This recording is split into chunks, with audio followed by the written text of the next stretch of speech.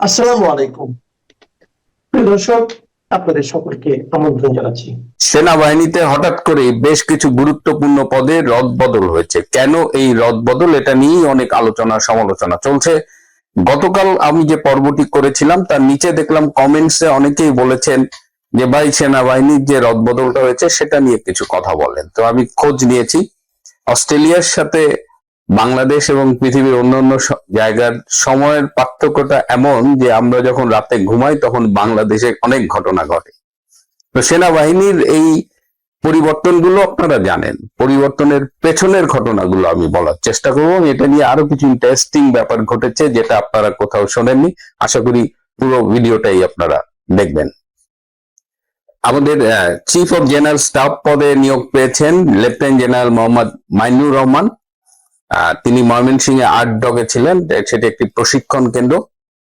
Lieutenant general Mainur Rahman পেশাগতভাবে তার অবস্থানটা কিন্তু আমি খোঁজ নিয়ে দেখেছি সবার কাছে ভীষণ প্রশংসিত।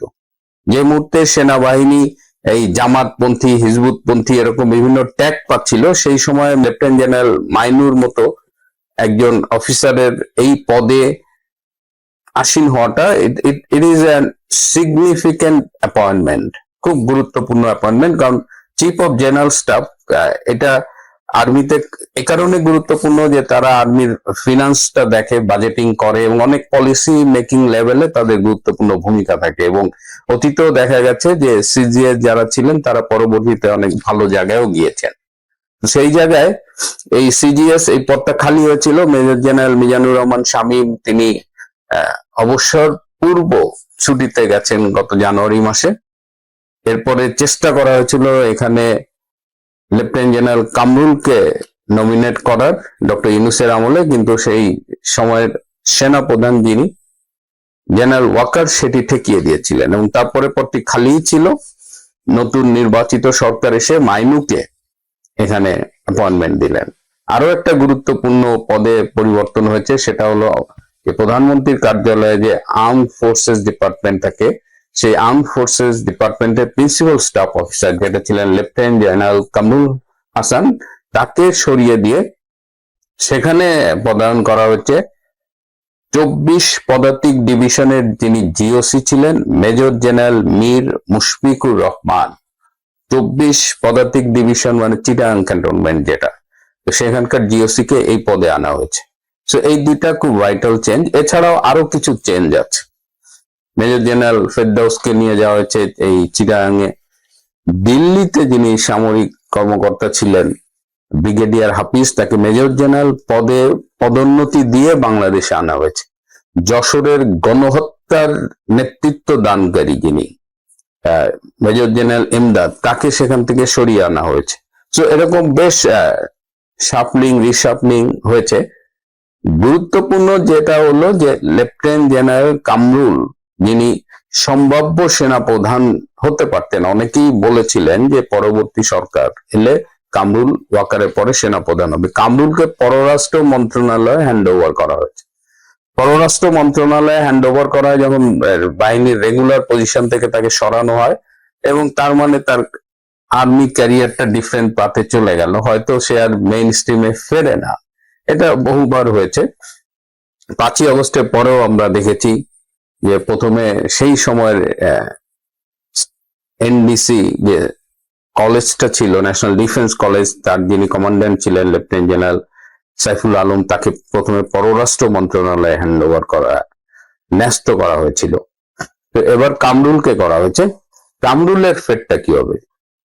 এই কামরুল কিন্তু পাকিস্তানের সাথে অত্যন্ত ঘনিষ্ঠ ছিলেন। তিনি গত বছর জানুয়ারি মাসে পাকিস্তান সফরে গিয়েছিলেন, পাকিস্তানের সেনা প্রধান আসিম মুনিরের সাথে দেখা করেছিলেন, পাকিস্তান থেকে যুদ্ধ বিমান কেনার উদ্যোগ নিয়েছিলেন, পাকিস্তানের সাথে রেগুলার ট্রেনিং এক্সচেঞ্জের ব্যবস্থা করেছিলেন, এবং তার এই পাকিস্তান প্রীতিটা আসলে খুব চোখে লাগতো। কামরুল আর একজন আছে বর্তমানে quarter master general lieutenant general Faizur. এই কামরুল আর ফাইজুরের উত্থানটা ইউনূসের আমলে খুব বেশি বেড়ে গিয়েছিল। তো সেই কামরুল প্রথমেই গতকাল তাকে হ্যান্ড ওভার করা হলো পররাষ্ট্র মন্ত্রণালয়, এবং এখন কামরুলকে কোনো একটা দেশে রাষ্ট্রদূত করা হবে। কামরুলের ইচ্ছে হলো তুরস্কের রাষ্ট্রদূত হওয়া, কিন্তু তাকে বলা হয়েছে যে না, তুরস্কের রাষ্ট্রদূত নয়, তুমি তোমার অন্য কোনো প্রেফারেন্স থাকলে জানাও। আরো ইন্টারেস্টিং ঘটনা হলো, কামরুলকে যখন পররাষ্ট্র মন্ত্রণালয়ে হ্যান্ড ওভার করা হয়েছে তখন এটা কিন্তু পাকিস্তান ভালোভাবে নেয়নি। পাকিস্তান থেকে পাকিস্তানের পররাষ্ট্রমন্ত্রী ইশাক দার বাংলাদেশের পররাষ্ট্রমন্ত্রী ডক্টর খলিলকে ফোন করে বলেছিলেন যে এটা কি হলো, কামরুলকে কেন সরিয়ে দেওয়া হলো, আপনি তো আমাদেরই লোক, আপনি থাকতে এটা কি করে হয়। ডক্টর খলিল বলেছে, এখন আমি অন্য পক্ষের লোক, এখন আর আমি আপনাদের লোক নেই। কথা শুনে ইশাক দার বেশ মনক্ষুণ্ণ হয়েছেন এবং টোটাল আর্মির এই যে রিশাফলিংটা হয়েছে, নিউ অ্যাপয়েন্টমেন্ট হয়েছে, আপনারা কিন্তু বুঝতে পারছেন যে এখানে একটা প্রতিবেশী দেশের প্রেসক্রিপশন কাজ করেছে। এমনকি এই যে দিল্লি থেকে ব্রিগেডিয়ার হাফিজকে এনে মেজর জেনারেল করা হলো, দিস অল ইন্ডিকেটস যে এর পেছনে কলকাঠি নেড়েছে কারা, এবং তারেক রহমান তিনি এই সিদ্ধান্তগুলো নিয়েছেন। অনেকেই মনে করছেন যে এই সিদ্ধান্তগুলো ম্যাচিউরড হয়েছে, যে এই সিদ্ধান্তের পেছনে কারা আছে এটা ক্লিয়ার হয়তো আমি আপনাদের সামনে বলবো না। কিন্তু এই যে কামরুল চলে গেল ফৈজুর যাবার পথে, এখন আরেকটা প্রশ্ন এসেছে, তাহলে সেনা প্রধান জেনারেল ওয়াকার কবে যাবে? এই জেনারেল ওয়াকার আগের প্রধানমন্ত্রী যিনি শেখ হাসিনা কর্তৃক নিয়োগকৃত, এবং শেখ হাসিনা দেশি বিদেশি গোয়েন্দা সংস্থার রিপোর্টকে উপেক্ষা করে, অনেকের মানাকে গ্রহণ না করে জেনারেল ওয়াকারকে সেনা প্রধান করেছিলেন। এই জেনারেল ওয়াকার মেজর থাকা অবস্থায় সুপারসিডেড হয়েছিলেন, অর্থাৎ তার প্রমোশন হতো না, এবং আর্মির নিয়ম অনুযায়ী পরপর 3টা বোর্ড যদি কেউ প্রমোটেড না হয় তাহলে তার প্রমোশন হয় না। তারপরেও দেখা গেল যে 2009 সালে আওয়ামী লীগের সরকার এলে একেবারে দ্রুততম সময় তার 6টা প্রমোশন হয়েছে। মেজর থেকে লেফটেন্যান্ট কর্নেল, সেখান থেকে ফুল কর্নেল, সেখান থেকে ব্রিগেডিয়ার, ব্রিগেডিয়ার থেকে মেজর জেনারেল, মেজর জেনারেল থেকে লেফটেন্যান্ট জেনারেল, এবং লেফটেন্যান্ট জেনারেল থেকে জেনারেল। অথচ এই জেনারেল ওয়াকারের সেনাপ্রধান হওয়ার জন্য যে বেসিক যোগ্যতাগুলো লাগে সেই যোগ্যতাগুলো নেই। মেজর থাকা অবস্থায় পিএসসি পাস স্টাফ কলেজ এইটা করতে হয়, তাহলে সে লেফটেন্যান্ট কর্নেল হয়। লেফটেন্যান্ট কর্নেল থেকে যদি কেউ কর্নেল এবং ব্রিগেডিয়ার হতে চায় তাহলে তাকে আরেকটা ডিগ্রি করতে হয়, সেটা হলো AFWC arm forces work course. General Walker কিন্তু এই AFWC কোর্সটা করেননি। লেফটেন্যান্ট কর্নেল থেকে কর্নেল হলেন, ব্রিগেডিয়ার হলেন, ব্রিগেডিয়ার থেকে মেজর জেনারেল হতে হলে আপনাকে ন্যাশনাল ডিফেন্স কলেজ NDC বা সমপর্যায়ের কোর্স করতে হয়। জেনারেল ওয়াকার কিন্তু NDCও করেননি। দেখেন, সেই যে পিএসসি কোর্সে মেজর থাকা অবস্থায়, তারপর থেকে তার কিন্তু আর কোনো এই কোর্সগুলো করা হয়নি। তারপরও এই যোগ্যতা না, এবং 2018 সালের যে রিভাইজড পলিসি তাতে মেজর জেনারেল হতে গেলে NDC কমপ্লিট করা মাস্ট, বাট তার ক্ষেত্রে এটার ভায়োলেশন হয়েছে। এর বাইরে তিনি এই যে আওয়ামী লীগের 15 বছর তিনি পুরোটা সময় ঢাকায় ছিলেন, এবং ঢাকায় থাকার জন্য তিনি বিভিন্ন পদে ছিলেন। এই যে 46 ব্রিগেডের দায়িত্ব পালন করছেন, আর্ম ফোর্সেস ডিপার্টমেন্টের PSO ছিলেন, তিনি মিলিটারি সেক্রেটারির দায়িত্ব পালন করেছে 2 বার, যেটা আর্মিতে রেয়ার বা কেউ এর আগে হয়তো করেইনি। আওয়ামী লীগ আমলের সব সুবিধা তিনি পেয়েছেন। তিনি সর্বাধিক বিদেশ ভ্রমণ করেছেন, কোন আর্মি অফিসার এত বিদেশ ভ্রমণ করেনি যেটা জেনারেল ওয়াকার আওয়ামী লীগের আমলে করেছেন। আওয়ামী লীগের সব ফল খেয়ে তিনি যোগ্যতা না থাকা সত্ত্বেও জেনারেল হয়েছেন। এছাড়াও মেডিকেল গ্রাউন্ডেও তিনি জেনারেল হতে পারেন না। তিনি যখন মেজর জেনারেল তখন তার বাইপাস সার্জারি হয়েছিল হার্টে, এবং হার্টের বাইপাস সার্জারি হলে বা ক্যান্সারের মতো গুরুত্বপূর্ণ অসুখ হলে সে মেডিকেলি ডাউনগ্রেডেড হয়ে যায় মেডিকেল ক্যাটাগরিতে, এবং সে তখন আর নেক্সট প্রমোশনের জন্য বিবেচিত হয় না। কিন্তু মেজর জেনারেল পদের থেকে তিনি লেফটেন্যান্ট জেনারেল হচ্ছেন, পরে তো জেনারেল হয়েছেন, এবং ফাইনালি সে তার নিয়োগকারী সরকার হাসিনা সরকারের সাথে বেইমানি করেছেন। তিনি সংবিধানে অর্পিত দায়িত্ব পালন না করে তিনি জঙ্গি অভ্যুত্থানে সহায়তা করেছেন, যা একটি শাস্তিযোগ্য অপরাধ। এইরকম একজন অযোগ্য, বেইমান, বিশ্বাসঘাতক সেনা প্রধানকে কি এখনো তার পদে রাখা হবে কি না? সেনাবাহিনীর মধ্যে ইতিমধ্যেই কথা উঠেছে যে সেনাবাহিনীকে অলরেডি অনেক বিতর্কিত করা হয়েছে, সেনাবাহিনীর ইমেজকে ক্ষুণ্ণ করা হয়েছে এবং সেনাবাহিনীকে সব সরকার ব্যবহার করে, কিন্তু দিনের শেষে সেই সেনা কর্মকর্তাদেরই ফাঁসিয়ে দেওয়া হয়। যেমন আইসিটিতে বর্তমানে অনেক সেনা কর্মকর্তার বিচার চলছে, অথচ সেই সব ঘটনার দায় কিন্তু সামরিক কর্মকর্তাদের প্রধানত নয়। এই অবস্থা থেকে আর্মি উত্তরণ ঘটাতে চায়, আর্মি একটা পেশাজীবী বাহিনী হিসেবে গড়ে তুলতে চায় এবং স্বভাবতই বিএনপির মধ্যেও একটা বড় রকমের দাবি উঠেছে বলা যায় যে ওয়াকারকে কবে সরানো হবে। এখন জাতি তাকিয়ে আছে সেনাবাহিনীর এই রদবদলের ধারাবাহিকতায় নতুন সেনাপ্রধান কবে আসবে, কবে ওয়াকারের বিদায় হবে এবং বিদায়ের পর তার বিচার হবে কিনা সেটাও একটা বিচার্য বিষয়। যেভাবে বাঁচিয়ে দিলেন বাংলাদেশ এবং বাংলাদেশের সংবিধানকে মহামান্য রাষ্ট্রপতি মোহাম্মদ শাহাবুদ্দিন, বিগত 1.5 বছরে বঙ্গভবনের ঘটনাগুলো আমি নিজেও ব্যক্তিগতভাবে জানতাম। মাঝে মাঝে মহামান্য রাষ্ট্রপতির সাথে কথা হতো এবং তার সাথে যে সেই সরকারের যে আচার আচরণ সেগুলো মাঝে মাঝে শুনতাম এবং এর মধ্যে নানা ঘটনাও আছে।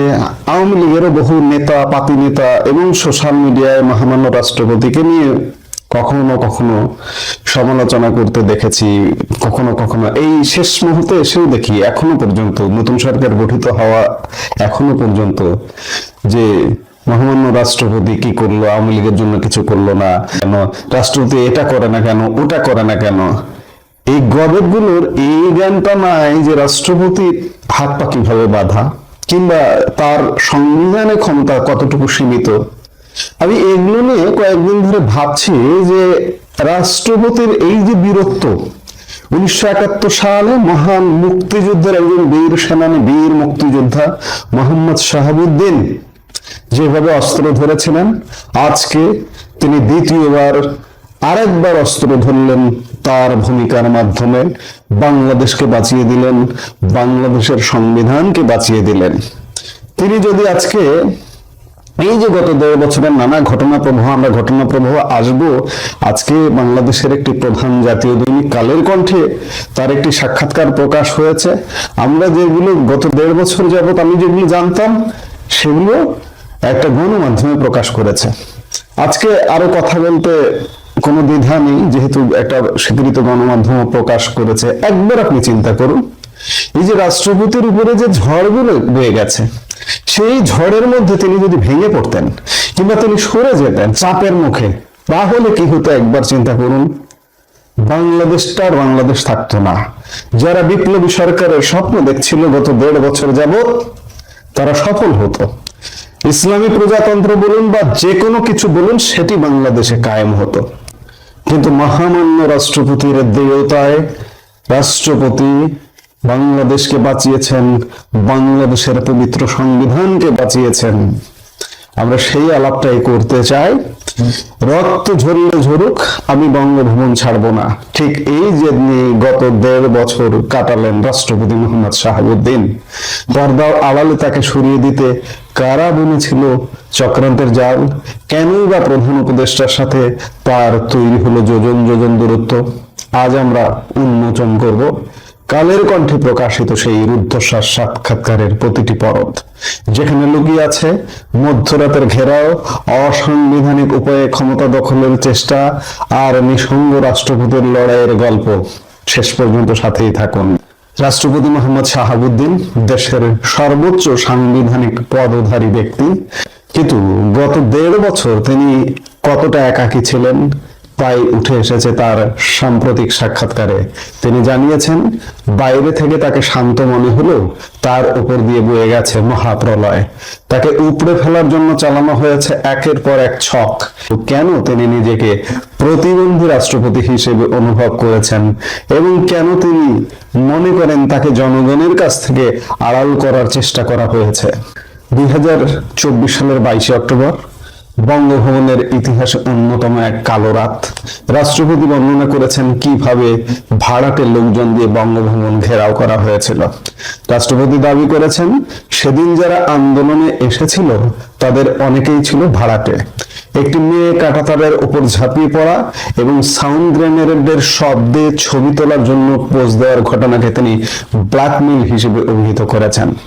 সেনাবাহিনীর ৯ম ডিভিশন ৩ স্তরের নিরাপত্তা না দিলে সেদিন হয়তো গণভবনের মতো বঙ্গভবনও লুটতরাজ হতো। রাত 12টায় সেই সময়ের তথ্য উপদেষ্টা ছাত্রদের প্রতিনিধি নাহিদ ইসলামের ফোন আসে এবং ওরা আমাদের লোক না বলে দায় এড়ানোর চেষ্টা পরিস্থিতিকে আরো রহস্যময় করে তোলে। সাক্ষাৎকারের সবচেয়ে চমকপ্রদ তথ্য হলো রাষ্ট্রপতিকে সরিয়ে একজন সাবেক প্রধান বিচারপতিকে বসানোর চেষ্টা। রাষ্ট্রপতি সরাসরি অভিযোগ করেছেন অন্তর্বর্তী সরকারের একজন উপদেষ্টা একজন বিচারপতির কাছে গিয়েছিলেন তাকে রাষ্ট্রপতি পদে বসার প্রস্তাব নিয়ে।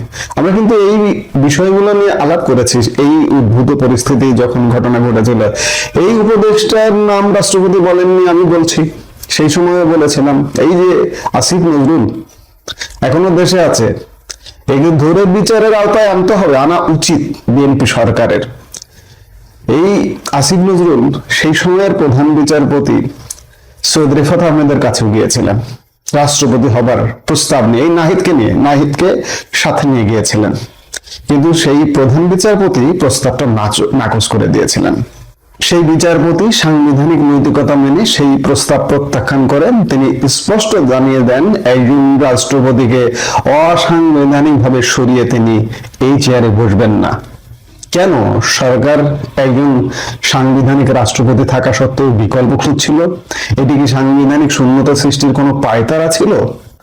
যখন চারপাশ থেকে রাষ্ট্রপতির পদত্যাগ দাবি উঠছিল তখন অদ্ভুতভাবে তার পাশে দাঁড়িয়েছিল আজকের ক্ষমতাসীন বিএনপি। রাষ্ট্রপতি তারেক রহমানকে অত্যন্ত আন্তরিক হিসেবে উল্লেখ করেছেন কালের কণ্ঠের এই সাক্ষাৎকারে। তিনি স্বীকার করেছেন বিএনপির শীর্ষ নেতৃত্বের দৃঢ় অবস্থানের কারণে তাকে অপসারণের ষড়যন্ত্র সফল হয়নি। বিএনপি বারবার বলেছে তারা অসাংবিধানিক উপায়ে ক্ষমতার পরিবর্তন চায় না। রাষ্ট্রপতির মতে বিএনপির এই স্ট্যান্ড সরকারকে পিছু হটতে বাধ্য করেছিল। ডক্টর ইউনূস এবং রাষ্ট্রপতি শাহাবুদ্দিন রাষ্ট্রের দুই শীর্ষ ব্যক্তির মধ্যে সম্পর্ক কেমন? রাষ্ট্রপতির বক্তব্যে যা উঠে এসেছে তা রীতিমতো হতাশাজনক। প্রধান উপদেষ্টা 14-15 বার বিদেশ সফর গেলেও একবারও রাষ্ট্রপতিকে জানাননি, যা সাংবিধানিক বাধ্যবাধকতার লঙ্ঘন। এমনকি যুক্তরাষ্ট্রের সাথে হওয়া গুরুত্বপূর্ণ চুক্তির বিষয়েও রাষ্ট্রপতিকে অন্ধকারে রাখা হয়েছে।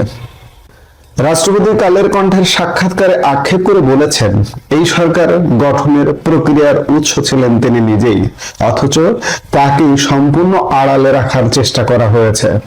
রাষ্ট্রপতিকে কিভাবে ঠুটো জগন্নাথ করে রাখা হয়েছে তার বর্ণনা শুনে অবাক হতে হয়। সাংবাদিকদের সাথে সৌজন্য সাক্ষাতের অপরাধে রাষ্ট্রপতির পুরো প্রেস উইংকে সরিয়ে নেওয়া হয়, এমনকি 30 বছরের পুরনো ফটোগ্রাফারদেরও ছাড় দেওয়া হয়নি। আমরা এই বিষয়গুলো গত 1.5 বছরে বিভিন্ন সময়ে আলাপ করেছি। কসোভো বা কাতারের আমিরের আমন্ত্রণে তাকে যেতে দেওয়া হয়নি বিদেশে, উল্টো তার হয়ে দুঃখ প্রকাশ করে চিঠি ড্রাফট করে সই করতে পাঠানো হয়েছে। বিদেশে দূতাবাসগুলো থেকে রাষ্ট্রপতির ছবি সরিয়ে ফেলার ঘটনাকে তিনি তাকে অপসারণের প্রথম ধাপ হিসেবে দেখেছেন। এমনকি জাতীয় দিবসে ক্রোড়পত্রেও তার বাণী ছাপা বন্ধ করে দেওয়া হয়েছিল।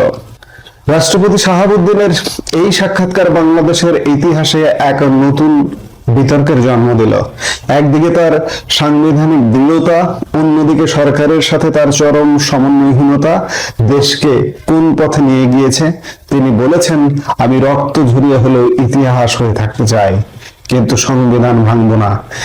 এই সাক্ষাৎকার কি কেবলই একজন রাষ্ট্রপতির সেই সময়ের সরকারের উপর ক্ষোভ, নাকি এই সাক্ষাৎকারটি শুনে পড়ে আপনি কি মনে করেন যে রাষ্ট্রটাকে, বাংলাদেশ রাষ্ট্রটাকে ব্যর্থ করে দেওয়ার চেষ্টা করা হয়েছিল এবং সেই ব্যর্থ করে দেওয়ার চেষ্টাকে ব্যর্থ করে দেওয়ার প্রধান কাণ্ডারি হয়ে উঠেছিলেন মহামান্য রাষ্ট্রপতি এবং তাকে সহায়তা করেছে আজকের ক্ষমতাসীন বিএনপি, তাকে সহায়তা করেছে বাংলাদেশ সেনাবাহিনী, সশস্ত্র বাহিনী, 3 বাহিনী।